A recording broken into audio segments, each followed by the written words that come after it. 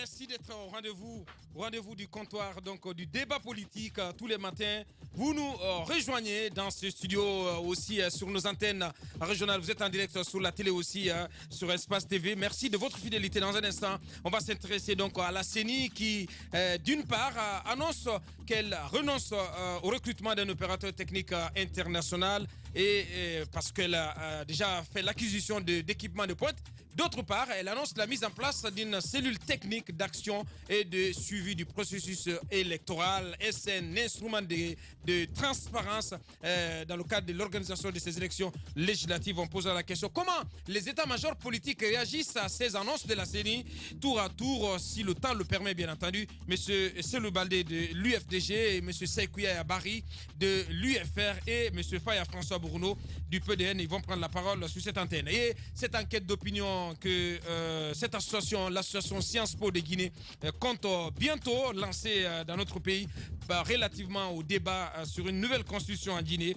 En quoi consistera cette enquête d'opinion et quels résultats en attendre? Monsieur Kabine Fofana, il est président de cette association Sciences Po Guinée. Depuis Paris, il va répondre à nos questions. Et monsieur Mamadou Ouri Diallo, président du Club des Métis de Guinée, Club des Métis pour la prévention des conflits et le maintien de la paix. Il va nous rejoindre un peu plus tard dans cette émission à la demi-heure pour nous détailler tout sur le tournoi interparti politique qui va se dérouler ici à Conakry à partir du 29 septembre donc jusqu'au 16 octobre. 16 formations de partis politiques ont déjà marqué leur accord de participation à ce tournoi. Mamadou Ouri Diallo, on rejoindra tout à l'heure dans cette émission. Avant de continuer vos réactions, on nous signale qu'il y a quelques soucis avec WhatsApp ce matin.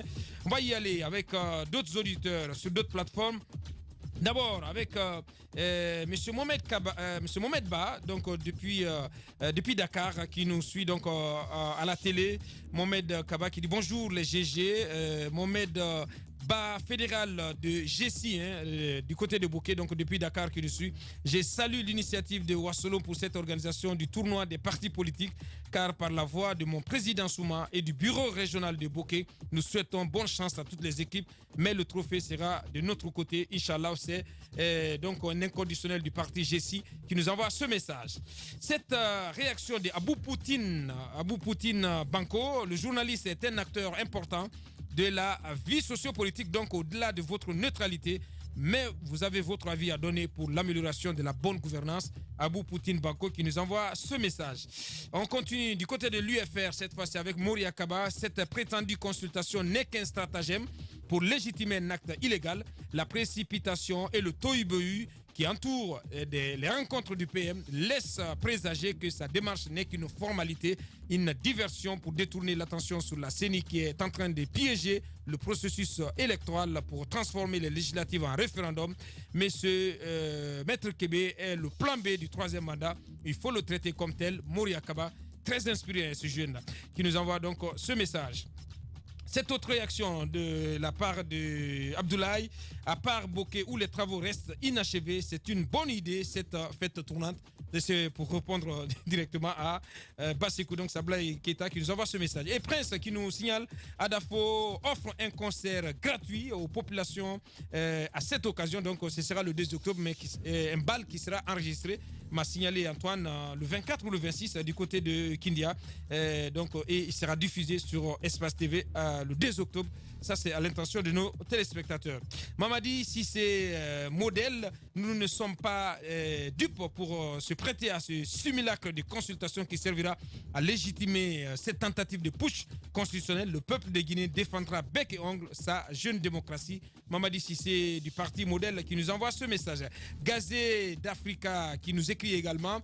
Parler de troisième mandat, c'est montrer l'incapacité du RPG à Cancel à présenter un candidat pour corriger plutôt les erreurs du PRAC. Le peuple est déçu et frustré. C'est Gazé d'Africa qui nous envoie ce message. Cette fois-ci du côté du PADES.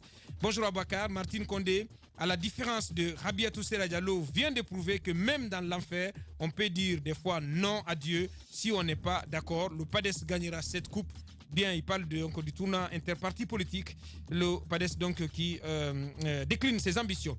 Nous voulons juste une nouvelle constitution légale et légitime en Guinée. Nous, ça c'est un message signé de Karfa Mouriakaba du côté du RPG Arc-en-Ciel. Deux dernières réactions avant de clore. On va y aller du côté de l'UMP avec cette fois-ci Abdul Karim Mouloba du parti UMP. J'ai l'impression que le peuple de Guinée est de situation, je comprends pas, une situation locataire dans ce pays plutôt que d'en être natif. Parce que nous vivons dans une misère indescriptible, alors refusons la consultation du PM. Kassouri est un danger pour la Guinée. Intéressez-vous au FONAGEP. Selou Baldé de l'UFDG est tout sauf honorable. C'est donc Abdul Karim Mouloba du parti UMP qui nous envoie ce message. Et cette dernière réaction, l'avant-dernière, je vais prendre pour le taureau qui nous écoute depuis l'INSAN. Bonjour Abakar à toute l'équipe. C'est pour le taureau depuis l'INSAN, la honte du siècle. C'est en Guinée qu'un président de l'Assemblée nationale peut accepter de se faire soigner pour discuter sur le comment il va conduire la violation flagrante des lois de la République. C'est vraiment déplorable pour un pays comme le nôtre. Amoul en fait.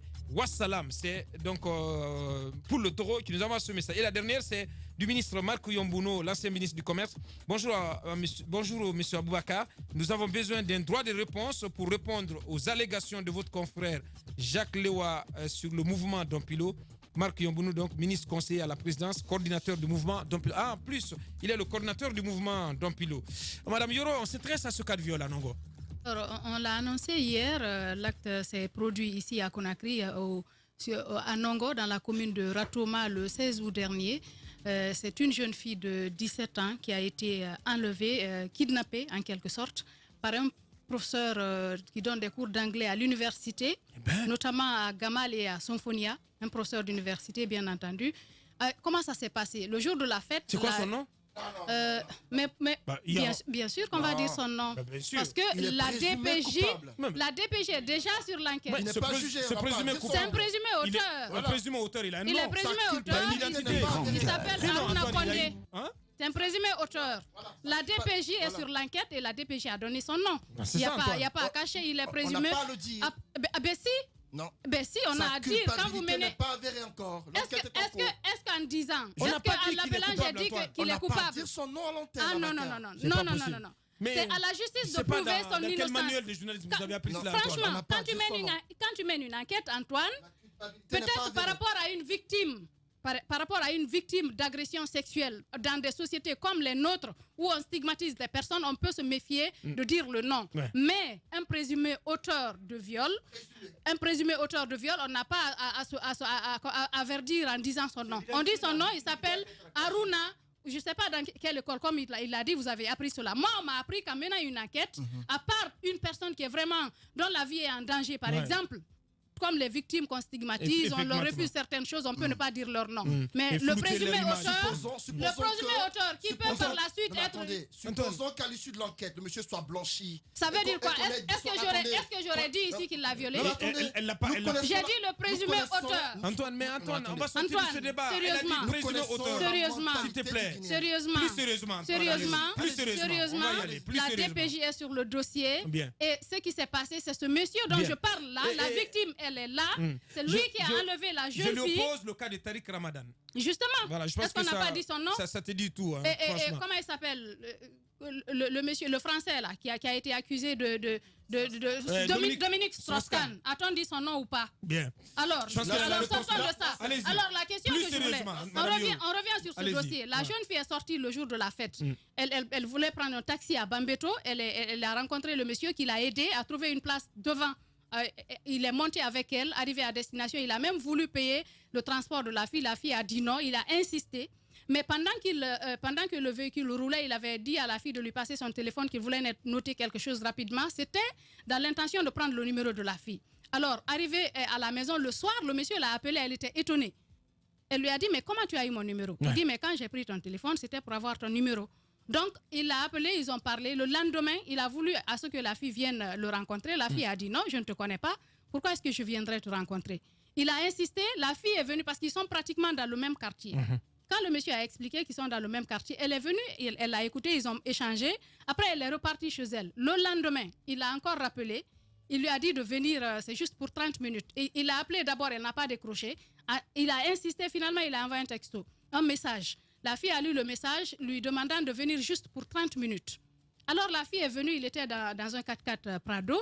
Alors la jeune fille était là, il lui a demandé de monter. Elle a dit non, je ne peux pas monter dans ta voiture, je ne te connais pas. Il a dit mais nous sommes voisins, nous sommes dans le même quartier ici, c'est juste pour parler, échanger un peu. Elle est montée, elle s'est assise. Entre-temps, il lui a donné du jus, une canette non ouverte en boîte. Il est resté, elle n'a pas voulu prendre le jus. Mais c'est dans les discussions, entre-temps, pendant qu'ils échangeaient, il a ouvert. Quand lui-même il a ouvert, elle s'est dit que c'est en boîte, peut-être qu'elle n'avait rien à craindre. Dès qu'elle a pris le jus, elle ne s'est plus retrouvée. Elle s'est endormie. Elle s'est endormie. Elle s'est retrouvée dans une maison où il y avait 2 autres jeunes filles attachées nues. Attachées nues. Ici à Conakry, à Nongo, ça s'est passé ici. Yeah. Alors, elle est restée là-bas avec. Ça veut dire que ce monsieur, il enlève, il kidnappe des jeunes filles et ils font des viols collectifs avec des amis. C'est un habitué des faits. C'est un violeur en série en quelque sorte, selon des informations que nous avons eues auprès de la DPJ et auprès de la jeune fille que nous avons vue à l'hôpital, que nous avons accompagnée, que nous sommes en train d'accompagner, qui est dans un état que vous ne pouvez pas imaginer. Ce n'est pas quelque chose d'inventé. Quand on a récupéré la fille 5 jours après, elle ne pouvait pas tenir debout. Incroyable. Pour vous dire que ce n'est pas une histoire imaginaire. Et c'est quelqu'un qui enseigne à l'université qui a fait ça. Donc, ce qui a sauvé la fille, c'est qu'elle a laissé son téléphone à la maison. Quand elle est sortie à 16h, elle est restée jusqu'à 19h, elle n'est pas rentrée, sa famille s'est mise à sa recherche, s'est lancée à sa recherche. Ils ont vu le téléphone, ils ont vu le message, ils ont commencé à appeler le monsieur. Ce qui est marrant, le monsieur, il n'a pas décroché tout de suite. Après, quand il a décroché, il a dit aux gens, oui, j'ai votre fille, j'abuse d'elle, je fais d'elle ce que je veux. Mais j'ai tous les messages que le monsieur a échangés pour mettre Antoine à l'aise. J'ai tous les messages que le monsieur a envoyés au téléphone de la jeune fille que détenait son frère. Tout ce qu'il a dit, des insanités que vous ne pouvez pas imaginer. Tout ce qu'il était en train de faire à la jeune fille. Donc, il dit, j'ai votre soeur. Finalement, il leur demande, est-ce que vous avez mis les équipes de Tchéboro à ma recherche? Pour récupérer votre soeur, il faudra que vous payiez 5. Il a demandé une rançon de 5 millions. De francs guinéens. De francs guinéens. Donc, il a fallu de tractation. Quand il a su que vraiment la DPJ était à ses trousses, finalement, il a dit, venez à tel endroit, dans le même quartier, récupérez votre soeur à telle heure. La famille n'y croyait pas parce qu'ils pensaient qu'il le disait comme ça. Mais ils ont retrouvé... Ça s'est passé exactement comme ça. Ils ont retrouvé la fille là-bas, inconsciente. Incroyable. Elle ne pouvait pas tenir debout. Ce qui fait mal aujourd'hui, c'est que le monsieur, il n'a pas fait ça qu'à cette seule fille-là. La fille, quand elle s'est réveillée à un moment donné, elle a vu 2 jeunes filles attachées dans la même situation qu'elle, droguées. Mais le lendemain, elle s'est réveillée, elle n'a plus vu ces jeunes filles-là. Que sont-elles devenues? On ne le sait pas. Ouais. Et il y a une jeune fille, selon les informations que nous avons eues, une mineure de 15 ans qui serait enceinte du monsieur dans le même quartier. Donc, c'est un monsieur qui a un penchant pour les mineurs. C'est un psychopathe. Ouais. Et le problème, c'est qu'on n'a pas réussi encore à mettre main sur lui. C'est vrai il n'est pas arrêté. Il est en cavale. Dès qu'il a laissé la fille, il a pris la tangente. La DPJ a fait une descente chez lui. Il faut que son image soit projetée au moins. Justement, c'est ce que moi je me disais. Sa tête soit mise à prix s'il le faut. Wanted. Parce que des gens comme ça, imaginez, en Guinée, on se croirait dans un film ailleurs. On ne peut pas imaginer que des choses comme ça se produisent en Guinée. Qu'on enlève des jeunes filles, qu'on demande des rançons, qu'on abuse d'elles, qu'on détruise leur vie comme ça et qu'on puisse partir comme si de rien n'était. Ouais. Je pense qu'on devrait aller jusqu'au bout parce qu'il y a Interpol à supposer que qu'il se soit enfui. Il y a des possibilités qu'on puisse mettre main sur lui. Bien. Je pense qu'on devrait tout mettre, on devrait tout faire pour mettre la main sur ce monsieur-là. Parce c'est un danger sait public. Que même à l'université, il n'a pas pu encore déposer ses notes. Pourquoi? Parce qu'il sait qu'aujourd'hui, il est recherché. C'est un danger public. Allez-y, Basseko. C'est précision rapidement parce qu'on est bousculé par le temps. C'est précision que je voudrais apporter. Vous savez, la semaine dernière, j'évoquais ici un conflit domanial qui oppose 2 familles du côté du centre émetteur, entre la famille Silla et la famille Kaba, autour de la distance qui sépare 2 constructions de ce côté. Alors, rapidement, ce qu'il faut retenir, c'est qu'il y a eu un transport judiciaire sur les lieux et qui a avéré, dont le rapport a clairement indiqué que les 2 familles ont en tout cas utilisé... N'ont pas respecté la distance n'ont pas respecté, réglementaire. Ont utilisé donc une bonne partie. Parce que selon le code de la construction, il est clairement indiqué que la distance entre 2 constructions varie d'1,20 m à 1,50 m. Donc le rapport a été fait, mais aujourd'hui, le problème est qu'on a des difficultés à appliquer notamment cette décision. Oui, ça engage la responsabilité des cadres du ministère de la Ville et de l'aménagement du territoire. Effectivement. Ils doivent s'assumer, Bassekou. Oui, parce que de tels problèmes, si ce n'est pas réglé, eh bien, on sait vraiment à quoi ça peut conduire. Bien. C'est qu'il y a un conseiller aussi, on apprend donc du ministre donc, de la Justice qui serait donc derrière tout ça, qui empêcherait aujourd'hui l'application de cette décision qui a été prise. Ouais. Et au-delà de ça, la précision, Bassekou, sur le conseiller, parce que du côté du ministère de la Justice, ça provoque des réactions. Il faut dire que ce n'est pas M. Bader Kaba qui est mis en cause, qui est cité. Bader Kaba, qui est actuel conseiller auprès du ministre. Et celui dont le nom est cité dans le dossier, c'est M. Lamine Kaba, qui était conseiller, qui est aujourd'hui directeur national de la législation. La précision est importante. On va continuer cette émission.